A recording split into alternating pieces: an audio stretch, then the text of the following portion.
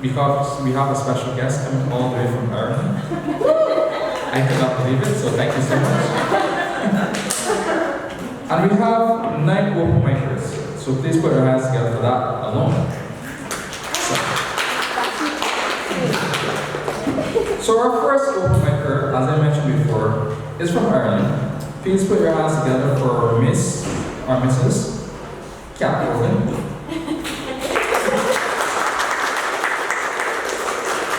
Thank you so much. I'd like to give thanks and praise for that iced lolly. Isn't it great? That was a lovely moment. Thank you for that. Well needed. So yeah, I'm just over from Ireland. I got to get my Arts Council to pay for my plane flight. Woohoo! So I got runner-up in this competition thingy. So it's been lovely to be here, and thanks so much for organising.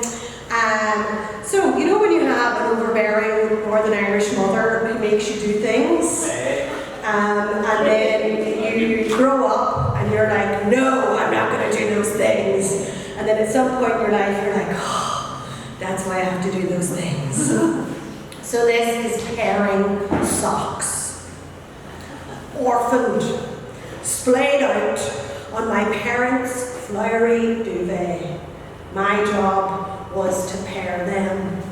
We had a bag of singles that lived in the hot press. Some escaped, others joined. The action of balling together 2 separate articles must have been tricky for Mum's paralysed hand. Like the words she failed to pair, pulling commands from a brain of separated synapses. Washing! Dinner! Uniform! No! Catherine! I stopped pairing my socks when I started doing my own laundry, when I no longer had my parents' bed like a light box for the x-ray where the nurse failed to find a match for the pain that Mum felt on the half of her that was lost.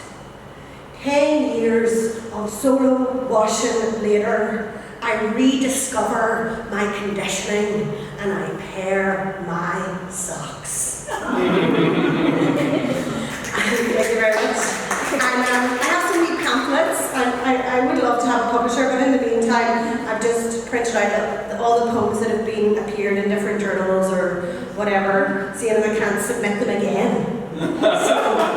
So, once they have it, they're like, that's it, you can't send it anywhere ever again. So I was like, well, I'll photocopy it and I'll put in a little thing, so I have only 2 left if anybody wants one. So yeah, this is a brand, I just wrote this last week, inspired by my trip to the Vancouver Art Gallery, which I really enjoyed.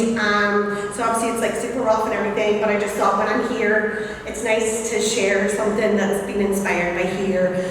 And it's someone from Northern Ireland, who lives in Donegal, just on the border. The issue of land and culture and how you feel about your culture is something that is so potent for me. So it's been wonderful to really try and see how you guys handle colonialism. Material memory.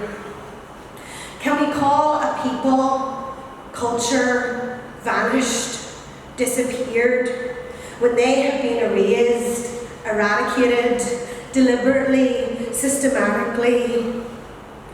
The negative, empty space spins a story. Is there a loom large enough to weave the shadows of souls back together, having been unspun? How to unline the maps, to rebirth a star by unspooling so fast that it collapses on itself and then explodes into light.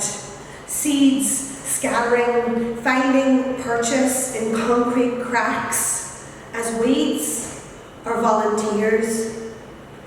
Who's allowed to be here? A discarded peel, aching to be whole, to encircle a globe where there are no islands, Whatever comes ashore finds a vacant lot to reseed, remap the edges in the leavings.